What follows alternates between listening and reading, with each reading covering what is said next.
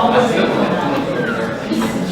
you want to sit up here, Larry? Yeah, until Linda gets here. Okay, all right.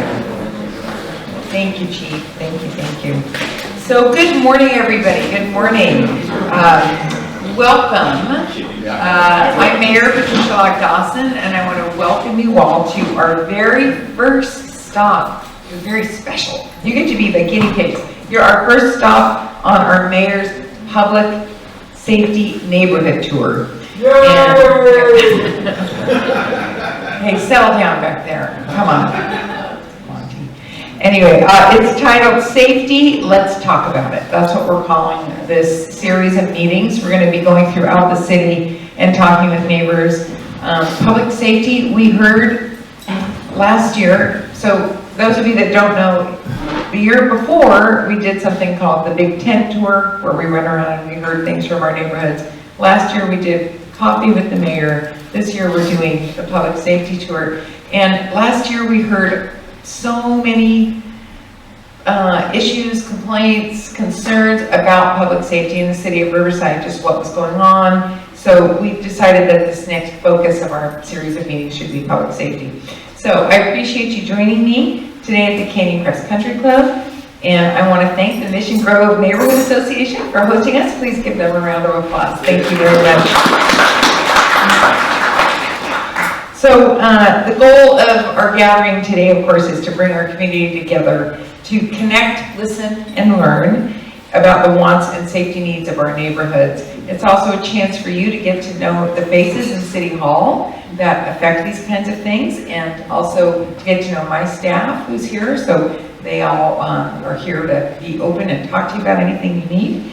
And we also want to be an advocate for your neighborhood group and prioritize your public safety concerns that you face every day when you actively choose to live and work in Riverside. So I want to thank our special guests for joining me here today, who I'm very, very grateful. They came out in this very gray day. Councilor Chuck Conner, please give him a round of applause. Mission Grove is in your ward, correct? Mission Grove is correct. Yeah, right. Thank you for being here. I've got City Manager Mike Futrell. Best thing that's happened to City Hall in a while. Let's see. I've got City Attorney Staff Jack Wu is here,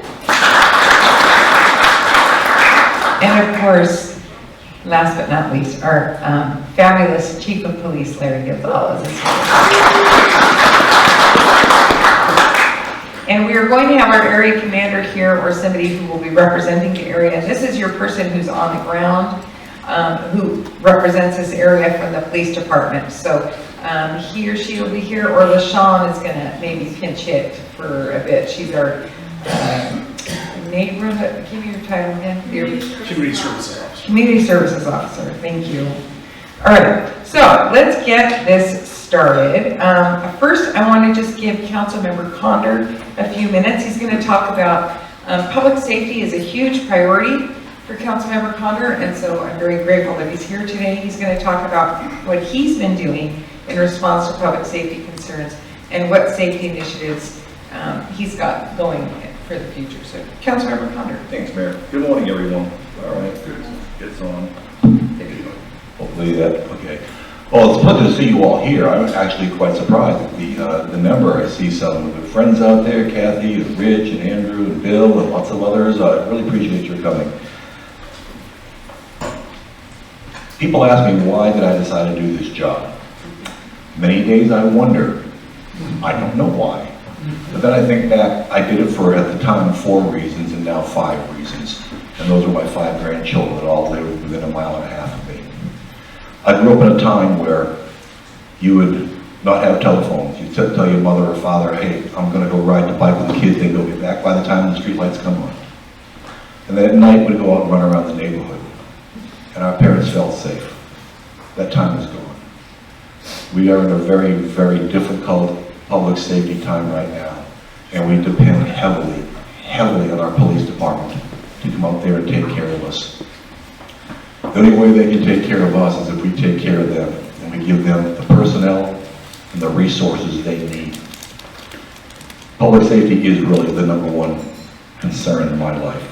We have to have a safe place to live. We have to have a place that we can afford to live, that we're not in bankruptcy. And we have a place that we can enjoy to live and work. The public safety is number one. I can remember the first time that I convinced my wife to let my eldest son go ride his bike and take off for a while. I said, hell, I used to do it all the time, no problem. And she was shaking in her boots because she was a little bit more maybe realistic. Her eyes were a little bit more wide open than mine were. I'm a dinosaur. I grew up in a small New England town where you can do those things all the time. To me, this city, this is a monster. My city was 8,000 people. This is a monster to me. And I see the reports every day about what happens in the city. We are safe, but there's an awful lot of challenges out there. And public safety has to be number one. You have to feel comfortable to walk your dog at night. You have to feel comfortable to say, you know what? I had a really big luncheon today, sweetheart, and I'm going to go for a walk for an hour. I'm going to walk 3 or 4 miles. You have to have that safety. You have to be able to, you can go to the park with your kids and turn your head for a second and look at something else and know that they're okay over here, that the homeless aren't going to be bothering them, and the drug addicts that are out there. So to me, it always has been, as a military officer from my career, my job was to protect the nation. And our police officers do that for us here. And that is my number one goal. And, you know, talking about initiatives, we just want to make sure that they have the supplies, the resources that they need. My field director, Frank, who's sitting in the back, who is the hardest working man in City Hall by none. Frank is out there talking every day with the homeless, trying to help them, get them services and move them on. We talk with the neighborhood groups and tell them, you've got to watch out for yourself. If you know somebody is leaving, watch their house. Make sure that the car in the driveway is not that, you know, if you know they're gone, something's wrong. See something, say something. Don't be afraid to call the police. That's the one thing that I hear so often when somebody gets frustrated and finally calls us. How long has it been going on? Oh, 9 months. Why didn't you call us? We didn't want to bother you. That's our job, 24/7. That's what we signed up for. So I look forward to hearing some stuff from the chief here today about what's going on. LaShawn will talk about what's going on in Ward 4. We have an amazing area commander, Troy Banks. Troy is so responsive. The guy lives there. He's got his family there. And Troy wants Ward 4 to be, well, wants the city of Ward 4 to be safe. And I'm just very, very proud of the team that I get to work with the chief. With the chief. Sorry, I think I turned mine on, that's why. So. I'm done. All right. Oh, no, thank you. Thank you, Councilmember Condor, I appreciate it. And thanks for being here to answer questions today. And I just want to let you all know, the reason we have police chief here, we have our city attorney's office here, we have code enforcement here. These are all part of our network of keeping the city safe. So what I'd like to do now is hand it over to our city manager, who believes in investing in our public safety. He's going to talk about that. Great, thank you, Mayor. Thank you, Councilmember. My name is Mike Futrell. I'm City Manager for the City of Riverside. What that means is I take the strategic direction and policy guidance from the Mayor and the City Council, and it's my job to make it happen, to implement that. And all city staff work with me, really, as a team, including the Chief. Thank you, Chief. And therefore, really the onus to get public safety done is on me. And I take that accountability very, very seriously. Been city manager for just over a year, and that year has been a rebuilding year and a layering year, and I'll explain both of those. One, a rebuilding year. When I got here over a year ago, we had close to 80 vacancies in the police department and many, many vacancies in the parks public safety officers as well. So we've had a huge push this past year to support our police department, hiring new officers. We put 55 new police cars on the street this past year. We put 2 new helicopters in service. And we have hired, in 2023, successfully hired 62 new police officers. 65, thank you. How many do you have in the academy right now? We have 36 in the academy. 36 police officers in the police academy that are heading to Riverside. So I've talked to many, many officers who say this would be the first time we're fully staffed as a police department in over 20 years. That makes a difference. Imagine when you have those 63 new officers on patrol available to respond or just deter crime just by their presence. So that's been number one, the rebuilding year. And we're now 100% staffed in our park safety officers as well for the very first time. And we're looking to expand that program because that's been very, very successful. And then I mentioned layering, because police are one layer of public safety.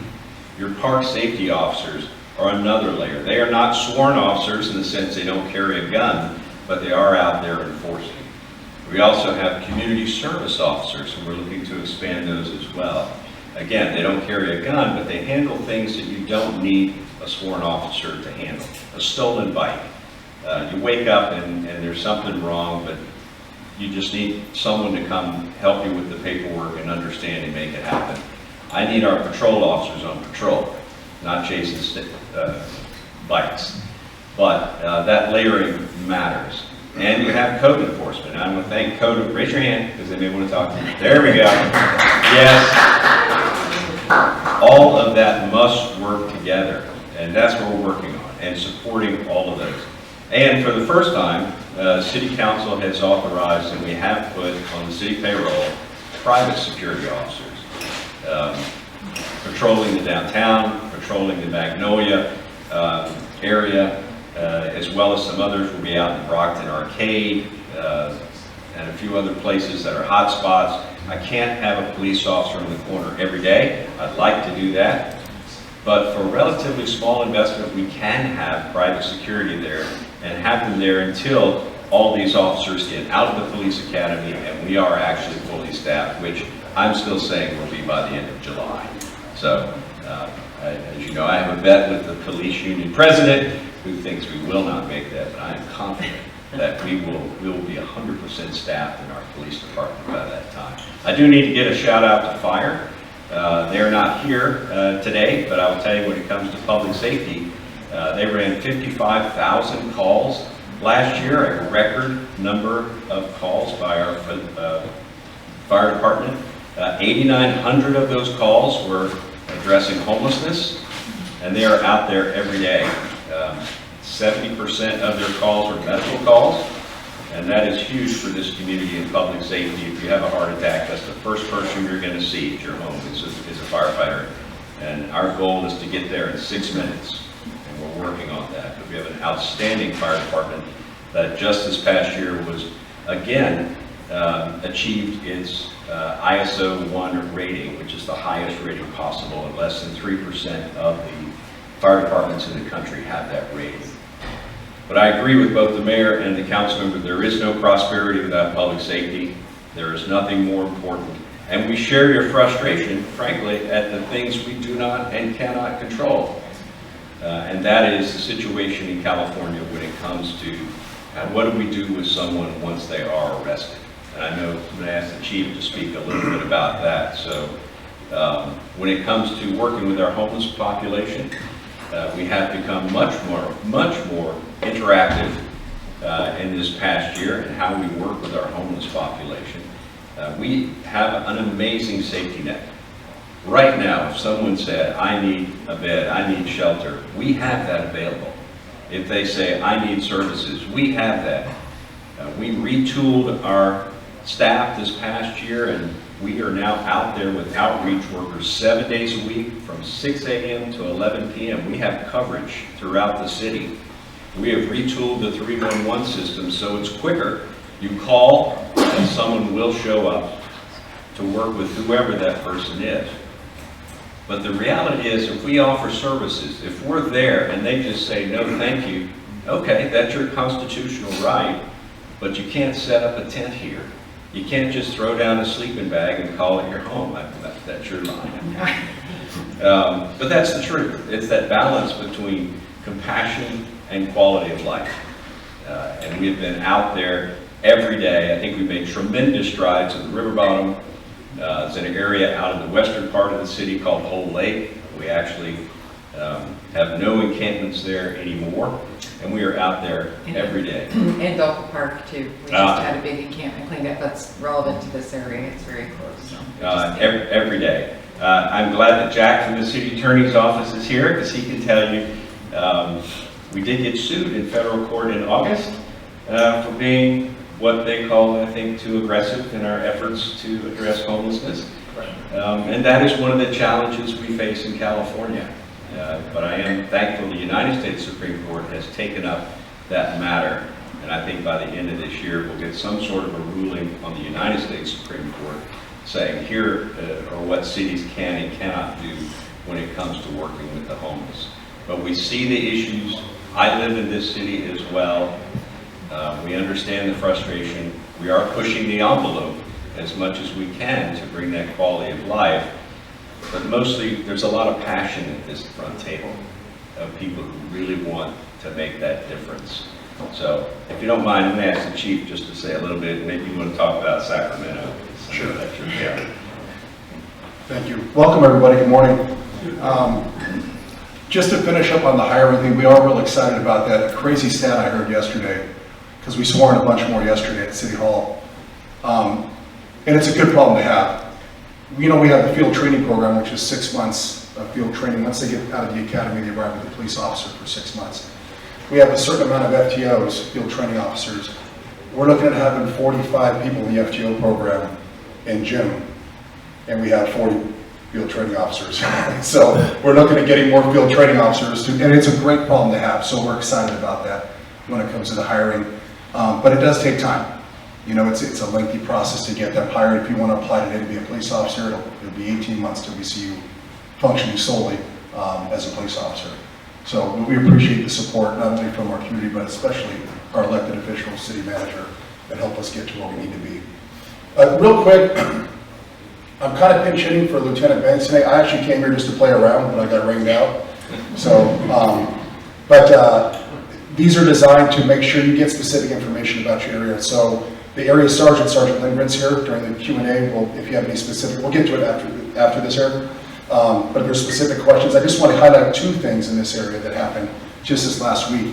You might have heard there was an armed robbery that occurred at the Bank of America in Mission Grove 3 days ago. We did catch both suspects. Both are in custody. It was an elderly lady carrying a large amount of cash. They were casing the bank, looking for that specific scenario, and basically snatched her money from her. And while the struggle was ensuing, one of the bad guys actually capped off a round from his gun. Nobody was hit, thank God. They got in their vehicle and left.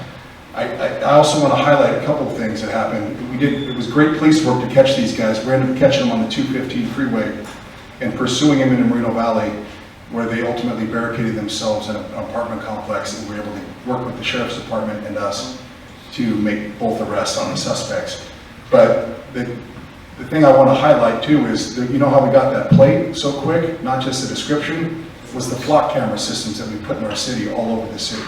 We've invested a lot of technology the last couple of years, and these license plate reader cameras are all over the city.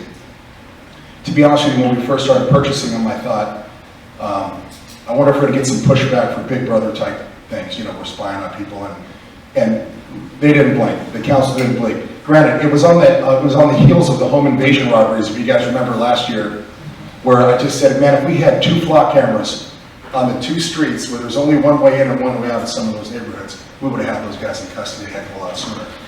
So the technology is working really well. That's how we're able to get these guys in custody. Secondly, over right here off of Inner Circle Drive, we were following a dealer. There we go. There's a fan right there. Must live by there.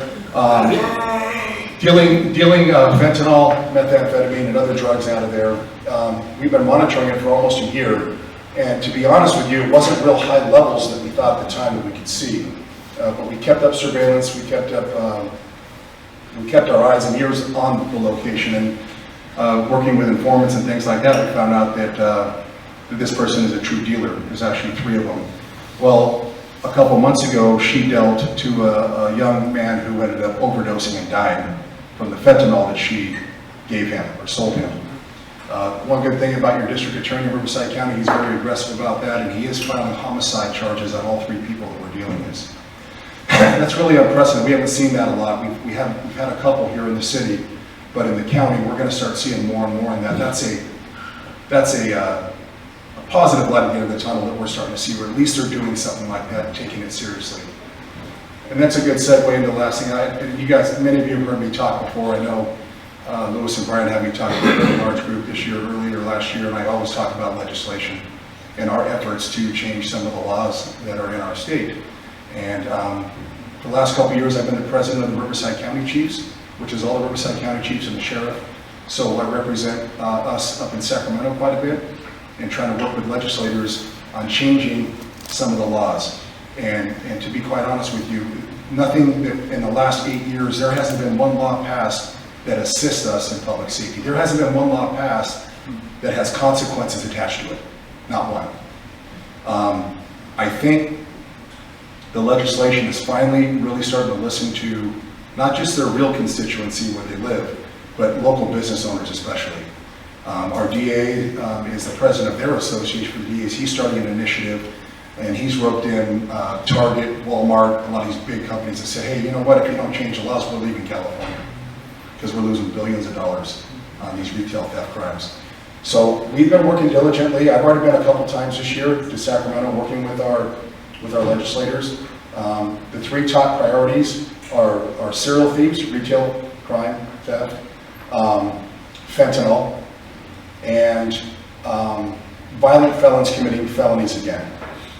So, and these are things that they were all laws before 2018 that we had in California, but they've gotten rid of them over the last couple of years.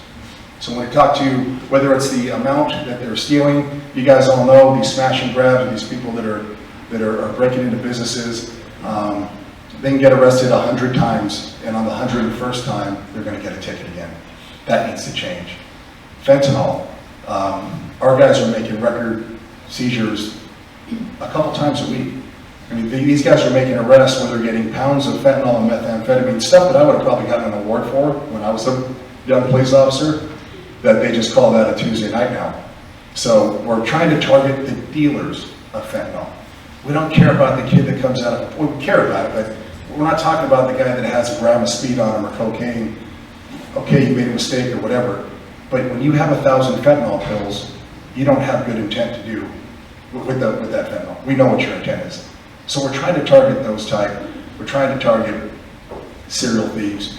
And then the violent felons that we've had in the past here, you know, there was a law for years until 2018. If you were a convicted felon and you committed a violent felony with a handgun, it was an enhancement, 10 to 20 to life. And if you shot somebody, it would be 20 to life. That enhancement's gone now. So we're trying to get things like that back. We're trying to get the retail theft thing, the law that I was talking about before was 666 of the penal code. Doesn't have anything to do with the devil. It's just a number of the penal code where it said basically you get convicted of 3 misdemeanors, the 4th one's a felony, and you're going to jail. You can, like I said, you get convicted for 99 of them in a row, and the 100th one's still a misdemeanor. So we're trying to get things like that changed. I tell all of our officers, they do a wonderful job. They're going to respond no matter what. I tell them, don't ever tell the community that our hands are tied, but they know what we're dealing with. When we post something on social media that says, hey, guess what, we just arrested this guy 28 times last month for grand theft auto. 28 times. That's a real scenario. I don't even have to complete the narrative on that. You can figure out what happened there, that they're not holding him in jail. So we appreciate your support. I could go on for an hour, I'm not going to, but every time I talk to a group like this, the first question is, what can we do to help? And there is a way, and it's letters through our state legislator. You know, people talk like our local politicians, not so much. You know, you got like guys like Councilman Conner who support us 100%. But the ones that are writing law are the ones that really need to hear from you. And they will listen to you. Mission Grove Group, they will listen to a letter that comes from you guys. They know what I'm going to say. They know what the sheriff's going to say. They know what all the police chiefs are going to feel about a certain bill. But when it comes from our community members, or a Chamber of Commerce group, or a realtors group, you know, or a teachers group, they listen because they know that's their real constituency. So I will stop there. We'll be available here for questions afterward. But thank you again for having me. Thank you for listening. Appreciate it.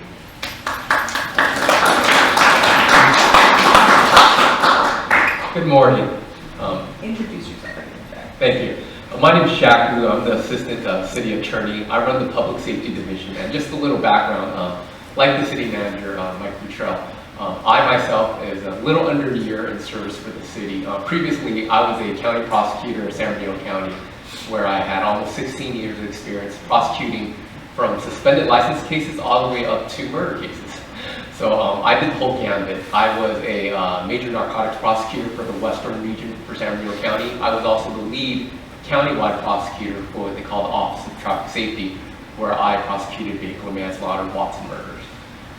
Coming here, I'm going to tell you I'm really satisfied working intimately within the city, and I actually have local connections. I went to the University of California, Riverside for my undergraduate program here.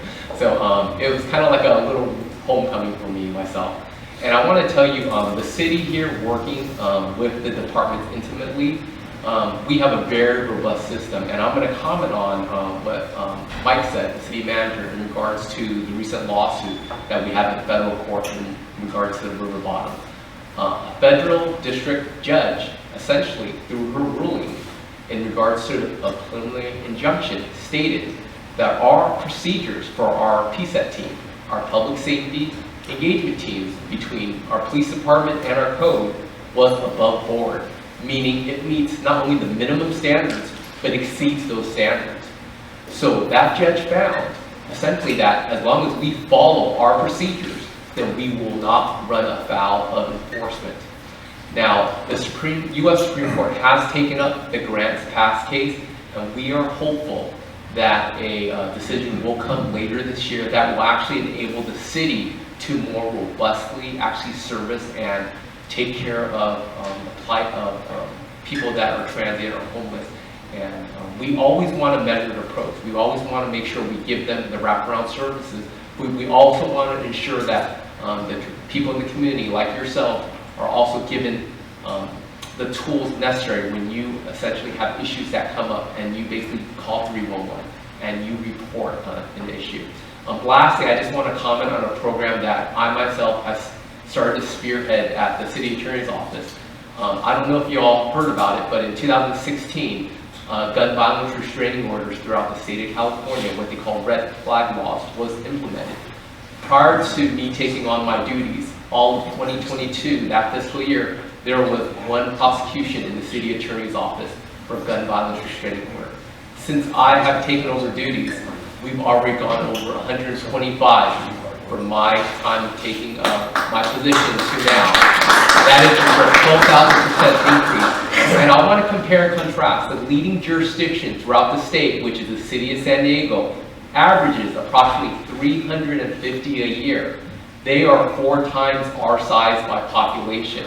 We are outpacing them at that this time. So I just want to assure you that our efforts can only be accomplished by working in combination with the police department, because they are our reporting agency. They are out there, our first responders, taking their reports. And there's a lot of misnomers about the red flag laws in the state of California. I want to delay any concerns. It's not a gun grab. We're not going in there like Big Brother trying to take people's rights away from them, their Second Amendment rights.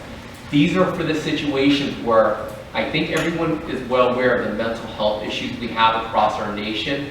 And one tragedy event that happened last October in Maine, where over 15 people were killed. And if you look into the research and articles, what happened there was someone with mental health illness. It wasn't detected till the very end, and it wasn't flagged for health responders and first responders to actually get him the help he needed. He went out and he actually massacred people. We recently had in our city this past December an incident where 2 domestic terrorists, we were notified by the Secret Service that they had posted online terrorist threats against our executive branch, the United States. And the difference between criminal laws and civil laws in the state of California is you have to rise to a certain standard beyond a reasonable doubt, or there's a probable cause to arrest someone, correct? But for the gun violence restraining orders, the standard is lower.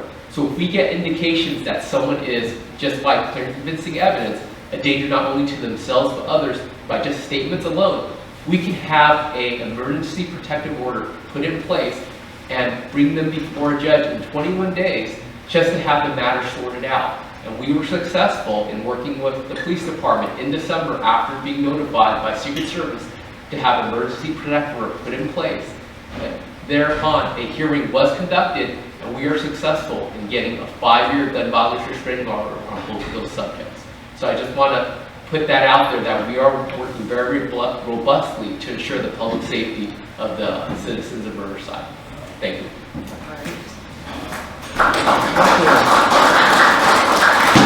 Thank you, Jack and Larry and Mike and Chuck. I appreciate all of you being here today to explain the very intricate and complicated system that is public safety in the city of Riverside. And to Chief Gonzalez's point, he and I have been working together on some of these law changes. I was on calls yesterday with the governor's office and with the attorney general. There's several bills moving through the assembly right now that are addressing these kinds of things. So that's one of the things we can do too, as a member of the Big City Mayors Coalition in the state of California, is we have a bit, as Riverside, of an outsized influence on how some of these things get through the legislature and are adopted. So you've got great leadership in the city in the sense that Larry is the head of the county police and association, and I think Sheriff Bianco is going to be head of the state sheriff's association next year. Is that right? I think so.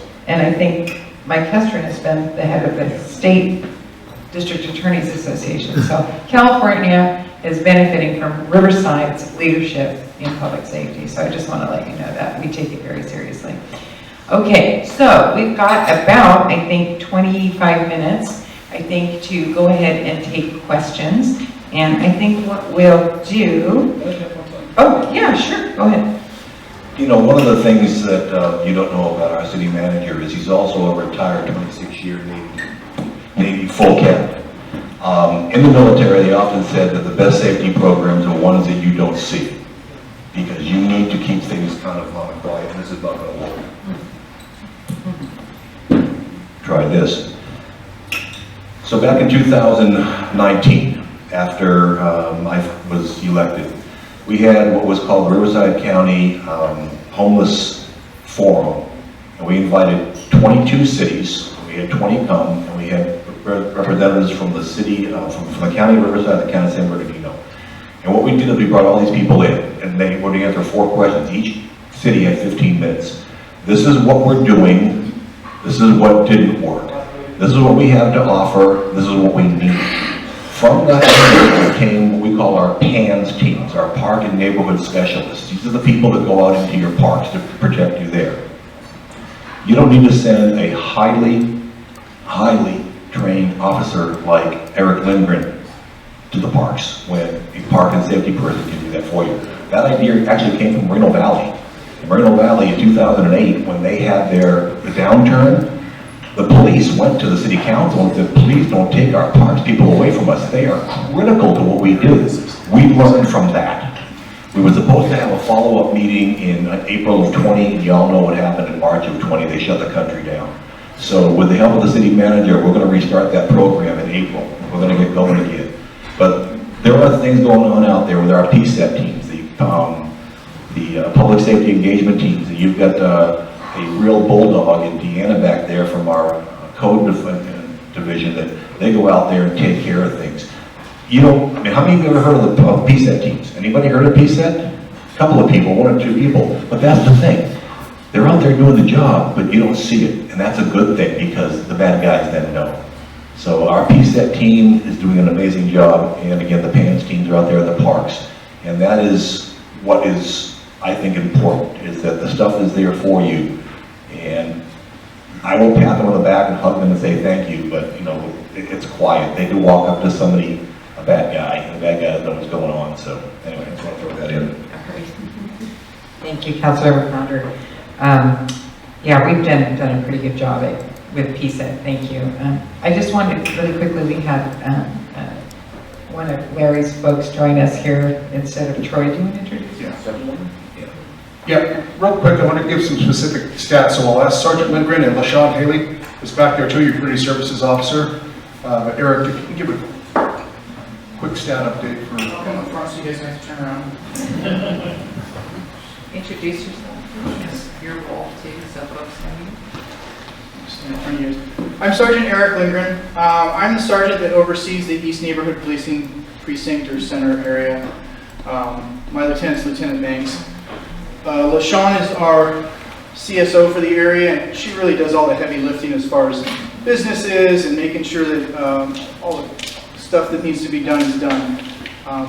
But I kind of I also oversee our school resource officers for our USD, and I oversee 5 detectives for our crimes against persons unit. So that's robberies, assaults, things like that. So we kind of have a broad span here. I know there's a lot of stats that have already been put out there this morning as far as staffing and levels like that. We have 34 officers or soon-to-be officers in the academy right now, which is pretty cool. We've got 15 more that are going in March, and we have 14 or 15 in our FTO program. I know some of those numbers were already thrown around, but that's huge for us because those officers getting on the street helps us bring up our numbers, helps you guys. Major crime is up a little bit, and it's frustrating for us, as I know the chief's already talked about it. The good news is murder's down, so that's exciting. Where we're having problems is like major assaults, robberies, and then you have your we call them lesser crimes, which they're not lesser to the public, but we have, you know, our petty thefts, our burglaries, and our auto thefts. So those are up as well. But that's a sign of the times. That's a national thing. So that stat isn't just unique to Riverside. Everybody's up like that. As has already been mentioned, all the different programs we have to kind of combat all that, they're all working, and we continue to fight every day. We've got now regional task forces for GTAs. We have regional task forces for the thefts for the grocery stores and for the retail stores. So all those are in play, and they are making a difference. It's just, it's tough with, as the chief has already mentioned, with laws in California and stuff, but we keep working. I'm constantly amazed at how our officers find new ways to do their job within the confines of the laws that we're given. So that's pretty exciting. So most of you have seen me at a meeting or community meeting or at your house. I'm LaShawn Haley, your Community Services Officer, and so I like to bring a map of our area. For our purposes, is divided into 4 sections.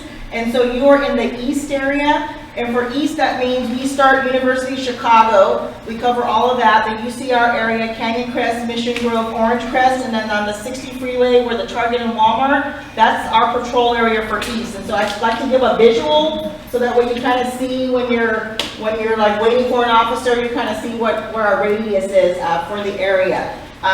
There are about 47 neighborhood watch groups within that area that I mentioned. We have the hugest one here in this area, Canyon Crest, and I have members of that group here. Matter of fact, Mary Ann, she runs a newsletter. And how many people are in your group? Oh, about 560. Huge group. We communicate via email, like the social media. I'm a part of a lot of the closed Facebook groups or next door groups in this area as well. And then we handle the businesses like the Canyon Crest Town Center. I'm in contact with University Village, the University of Chicago Center, the Mission Grove Shopping Center. So I'm your community person, just the crime prevention education, try to come up with creative ways to prevent crime. We do walk-arounds, what we call crime prevention through environmental design, which is long for acronym SEPTED.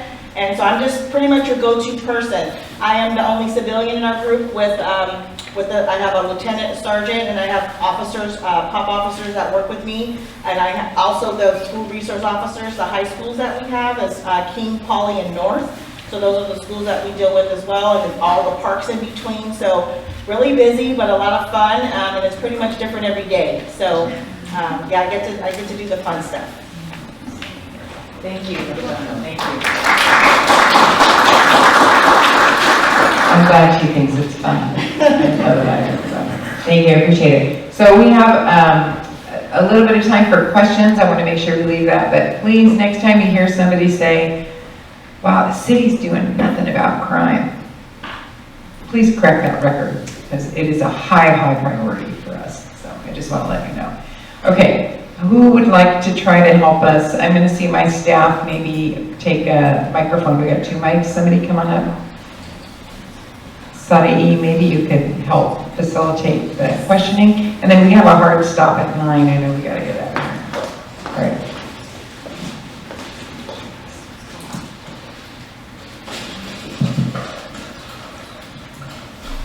How are you funding these programs? How are we funding the programs? Well, most of it is through our general fund, but I'm going to let our city manager answer that. He is the numbers guy. Thank you. A great deal of it is through the city general fund. So that would be hotel tax, sales tax, property tax, the various other income streams that come into the budget. Public safety takes up 58% of the city budget. So that is reflective of the priority. It's not just words. It's actually putting that into. I will say though, we've been extraordinarily busy this last year with grants and outside funding. We hustled, and a record number, over $200 million in grants to the city of Riverside this past year. And that's everything from affordable housing to transportation to a number of services, but also public safety as well. So we hustle for every dollar, but know that the majority of it does go to public safety. Thank you. Yes.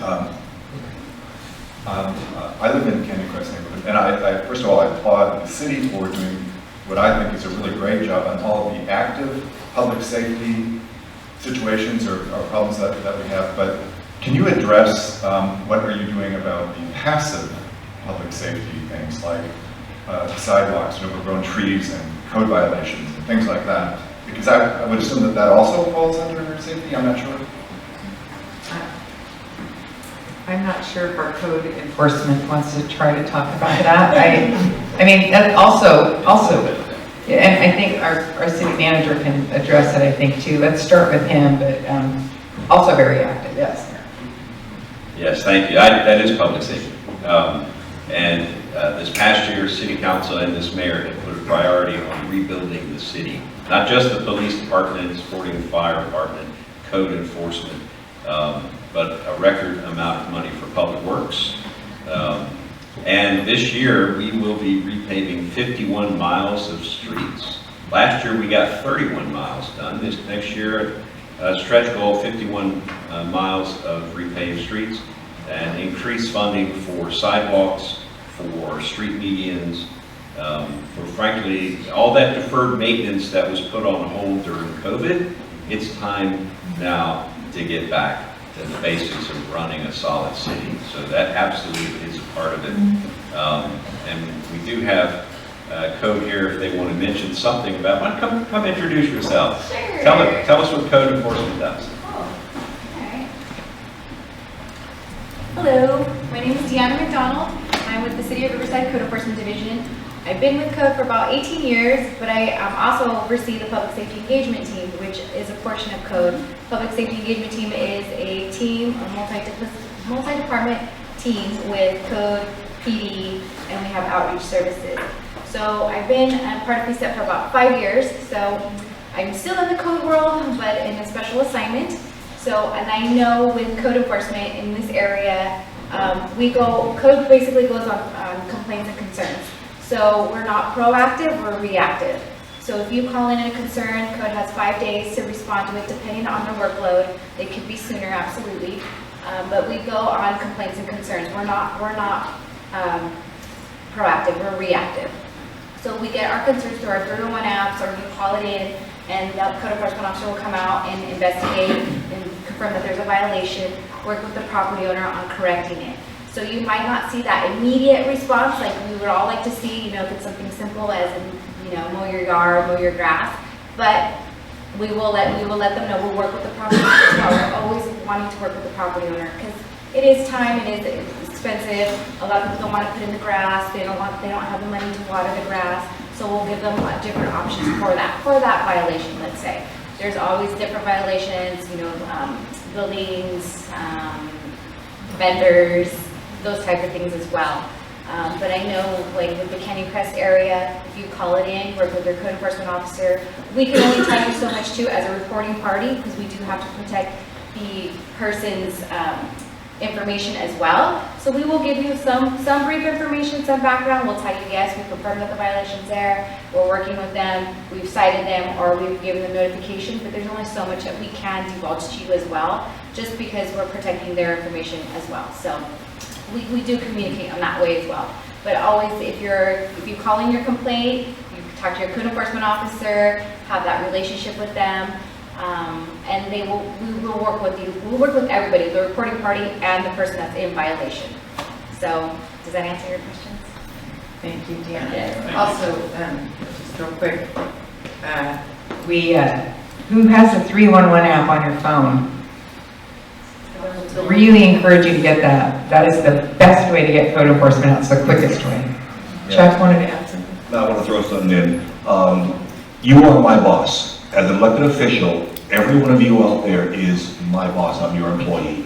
Now, I may have been elected by 1/7 of the city, but I work for the city of Riverside. So we are your conduit. Frank and I drive the ward every day. Somewhere in the ward we're driving every day. If you see a sidewalk, a tree, something wrong with the street, you've got to call us, because we can't see it all, and we depend on you. You are our eyes in the neighborhoods, and you must call us and say, hey, I live at 2222 Canyon Crest Drive, and I've had this broken sidewalk, and somebody's going to fall on me. If you don't tell us, and if someone does fall and get hurt, Mr. Lou and his people are going to be involved. There's going to be a lawsuit. And we don't need that, so call us. Be the ones to help us out there, because we can't see it all. Right. Thank you. We have another question. I have two questions.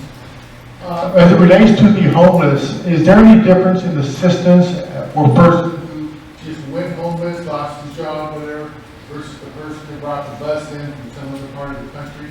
Are they all getting the same assistance? And secondly, how are fentanyl tablets coming across into our area? Are they driven across the border? What can be done more to stem it at the beginning instead of at the end? I just had this discussion with our Attorney General yesterday. They're working a lot with our federal government regarding that. But let's back up. I think, who would like to address the comment about how we treat, Mike Futrell. Okay, so let's talk first about your first question, and then I'm going to let Chief address the fentanyl. Sure. The question on the homeless is, do we have different services for people who are from Riverside versus those who are not? And the answer is yes, frankly. While we will offer shelter, we will offer things. If you're not from here, we try to discover that, and we try to say, hey, we will pay for a bus ticket. So you go back to the city you came from, because that is that city's obligation, not our obligation, frankly. They don't always accept that. They know I can't force people to get onto a bus. I'm not Border Patrol. But that is our first priority. We try very hard to understand that, whether they're coming out of the county jail or if they're coming out of the county mental health facility. We have a lot of county services here, so people come here for that, whether they're in jail or mental health facility or drug treatment facility. Once they come out, we work with them to say, hey, you're from Banning, you need to go home. Just one little tidbit to follow up with that. If what we run into sometimes, a lot of them have warrants. If they have a warrant out of San Bernardino County, we're happy to give them a ride to the San Bernardino County Jail. But with that, so that's where the warrant's at, so we'll take them there, because that happens a lot too. Fentanyl, I think everybody knows, fentanyl is made in China. It's made in China, goes right to Mexico, and it's pushed through the cartels. And that's our constant battle that we have. I'm the chairperson this year for HIDA, which is High Intensity Drug Trafficking Initiative, and it's 4 counties, Riverside, Los Angeles, Orange County, and LA County. And I'm not proud to say this, but Riverside County is trending higher than the other 3 in fentanyl seizures and methamphetamine seizures. So it's a constant battle. We, as your local police department, we put people on task forces, to help combat, to work with our federal partners and other state partners to get seizures. Asset forfeiture sometimes brings back money to our city as well. But yeah, it's not. We're not seeing a slowdown yet, unfortunately. But I'm still trying to get how it's coming across the border. Is it by car? Is it by plane? Is it by person? Yes. Yes, all of it. I just want to follow up too, in our conversations yesterday with, the mayor of San Francisco was on this call, and she is, I guess, when President Biden was there a few weeks ago, and the president of China was there as well. And the president of China has promised a task force in China to address the production of it in China. So just want to let you know about that. Okay, I think we have time for maybe 2 more questions, so let's take it. Good morning, everyone.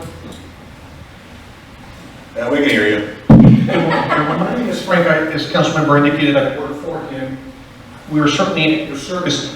The one thing I might not have a job after this morning, but our council member is correct. Call us, we're at your service. But the first call, aside from a 911 call or aside from a non-emergency call to the police, if that's what's required, for a pothole, for a tree, for sidewalks, please call 311. Call our call center, whether it's through the mobile app or calling them directly. They're open Monday through Friday from 7 to 6 and Saturdays from 8 to 1. That way the call gets recorded, the information gets recorded, and they call us. Absolutely. So thank you for your time and thank you for all you do. I'll tell Councilmember Conley not to fire you. All right, maybe one last question, I think, yes. Do we have any other questions?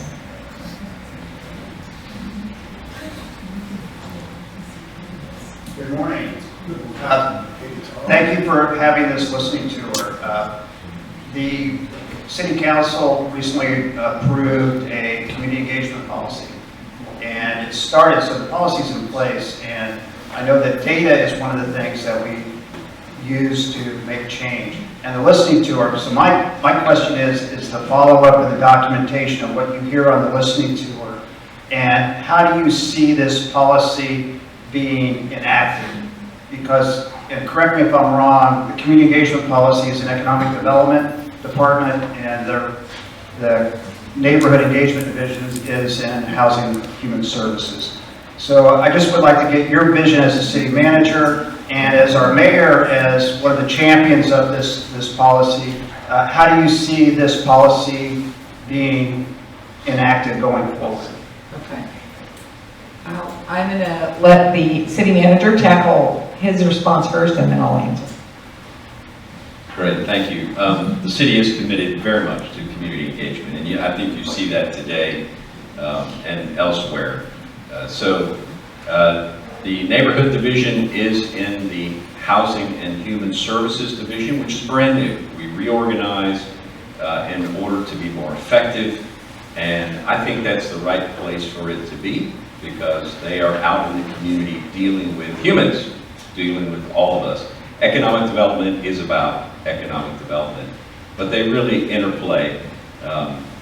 The neighborhood engagement policy, I think the driving force behind that was development, and the fact, a developer wants to build something and the neighborhood doesn't find out about it, they don't have input, but they want to have input, and how does that secret method become transparent? But it also means we, as a city government, need to be out in the community a lot more than we have been, and we are doing that now.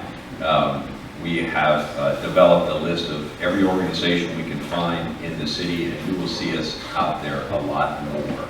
And that's just the right way to do things.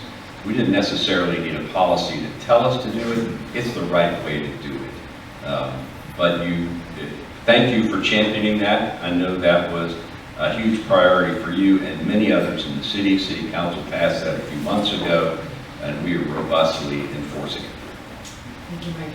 And just to that point, I think an idea might be when, we have a staff report come to city council and they talk about how it matches up with the strategic plan, perhaps how it's connected to our community engagement policy as well. Might be an idea that we could implement. And also, I think what I will do is probably call on the end of the year. We often get updates, and I'm going to put Mike on the spot and say, we need to find out how that is working. So let's have a year hence, how's that community engagement policy working? So I think that's important. As for the results of this tour, you'll see that on our social media, on our newsletter, but you also, it's a really good segue, Tom, thank you for this. There's a QR code at your table, and we would love for you to scan the QR code and just give us some feedback on this tour so we can make it better. But also, it's a way, if you'd like to get, sign up for information, to get information pushed back out to you. Really quickly, we were talking about sidewalks and stuff. Come on, Pam Paul. We got I think it's about a record $105 million in grants for infrastructure this year. $105 million. In fact, I talked to Mayor Leverage, who knows, remember, Ron Leverage. I talked to him the other day and he said, "You're doing really well with getting state and federal money coming into the city." He said, "We were never really good at that." And I said, "Thank you, I'll take that." Because I do think that has been a priority of the administration we have in place now is redevelopment isn't here anymore. We don't have, anybody giving us any money, so we better go out there and aggressively get it ourselves. So that's what we're doing with that. And that is all I think we have time for. So I am going to, is that right? I'm looking at my staff and shaking their heads. So I want to introduce my staff. We're in the back. There's Sada E, who's standing there, and Sol is in the back. And my chief of staff is Elisa Laurel. She lives in Ward 2, just up the street. And Sid Lawley in the back there. Any one of these folks can give you a business card. You can follow up with us if you have additional questions. So I'm going to leave it there and thank you all. Mayor, can I end with a compliment? Of course. This is what city government should be about, going out to meet with the people. And I really do want to give a shout out, it's been mentioned, but having that big drug bust down the street from us, it's like, wow, you are a hero. And code enforcement, I think they live here. So thank you all for really doing a bang up job. Thank you.